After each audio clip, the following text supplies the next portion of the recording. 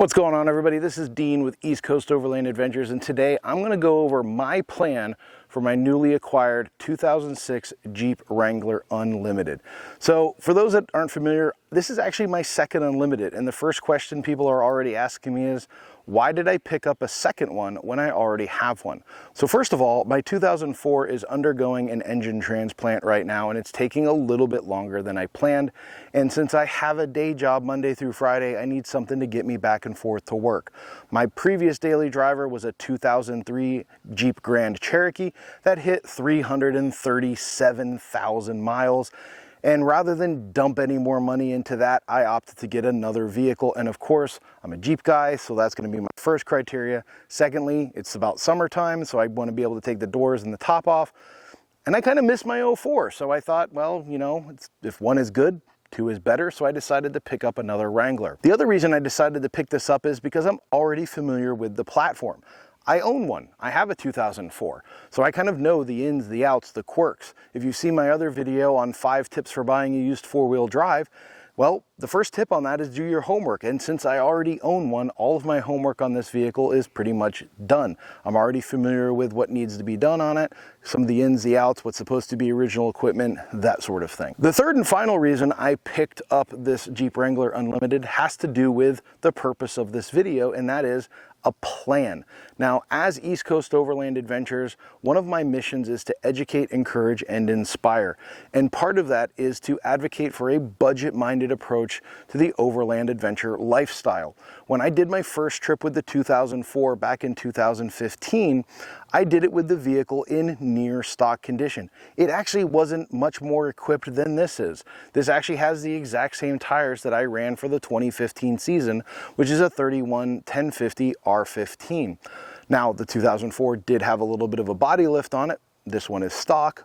But that same idea is that now I can kind of get back to that idea of really demonstrating a budget-minded approach. So as far as the build plan for this vehicle, I'm going to refer to this as a stock plus overland vehicle, because I really want to show you guys what you can do with a stock vehicle. So the build for this, I'm not going to be doing anything super crazy. No lift kit, no snorkel, no light bar, nothing super crazy. In fact, I most likely will be putting smaller tires on this and going back to the stock 30 by 950 R15 tire size and getting rid of these 31s.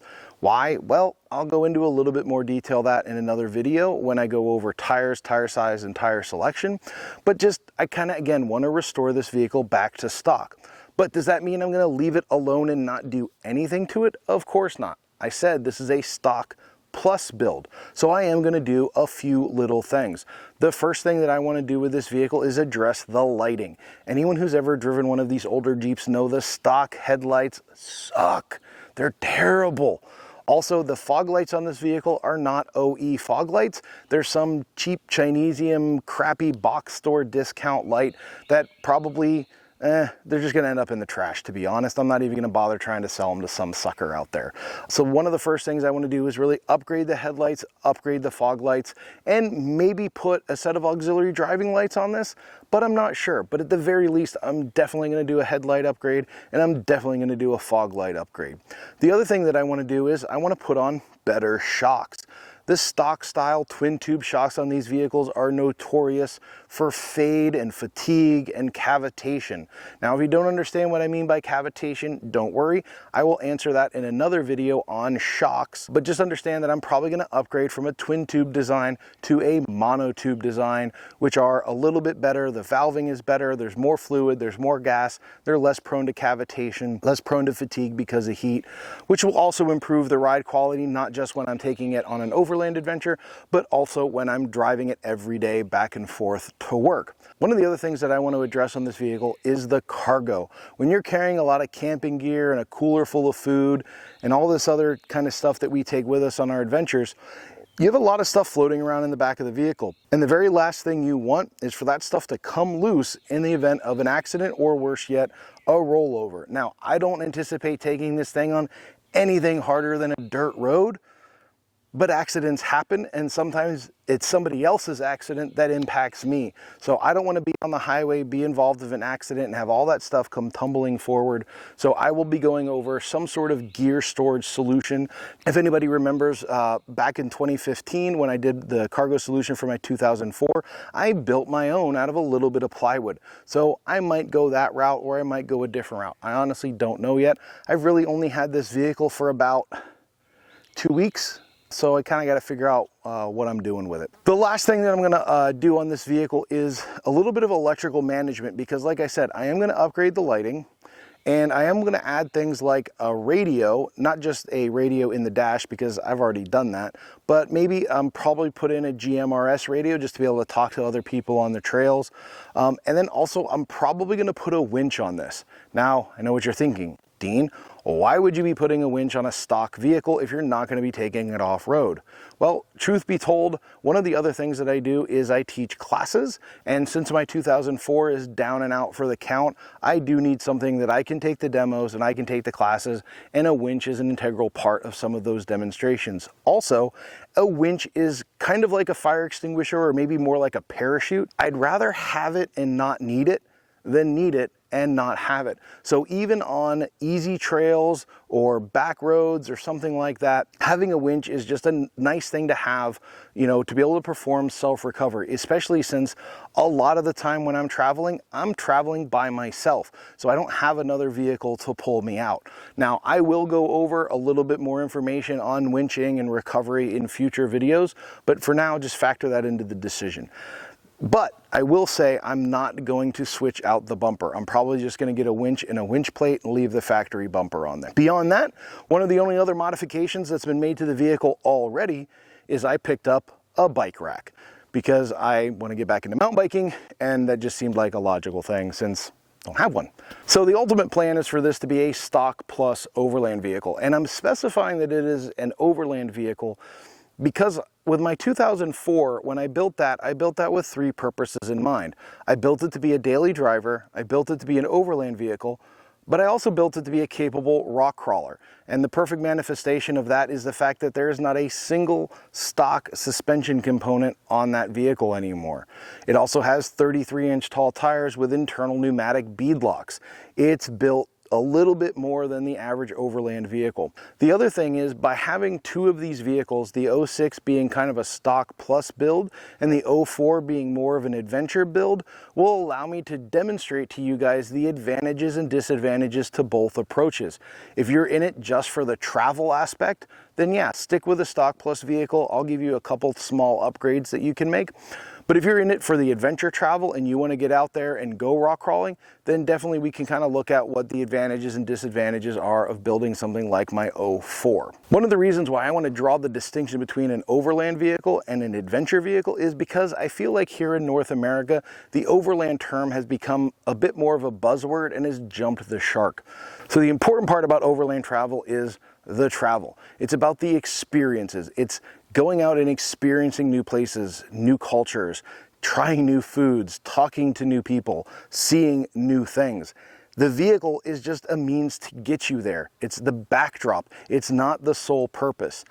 But here in North America, with a commercially driven buzzword surrounding overlanding and all of these big expos and all of these companies jumping in saying, oh, we want to do overlanding stuff.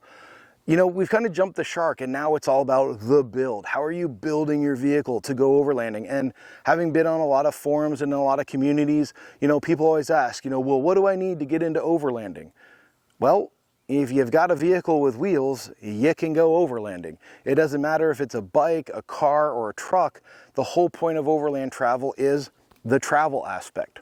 But here in North America, things have kind of shifted, and we've kind of lost sight of that, and we tend to focus more on the adventure side of it. And I'm not saying one is right and one is wrong, or one is better or worse than the other, but on the adventure side of it, which is more akin to kind of what I'm into, which is why I'm East Coast Overland Adventures, is I wanted a vehicle that I could go out and do an adventure with. And for me, adventure is all about leaving your comfort zone, pushing your limits, you know, finding out what your capabilities are, and then kind of pushing the envelope just a little bit more. So for me, when I did a trip like my 2016 trip for the No Highways Tour and went out west and spent a month in Colorado, Utah, and Arizona, driving there and driving around there definitely was overland. Like there's no doubt about that. And I did experience a lot of cool things and a lot of cool places that I had never been. But I also wanted to make sure that if I was going to drive all the way to someplace like Moab, Utah, I really wanted to have some fun, and I wanted to do some of the iconic Jeep trails. So again, that's where it kind of shifts focus now and becomes a little less overland and a little more adventure.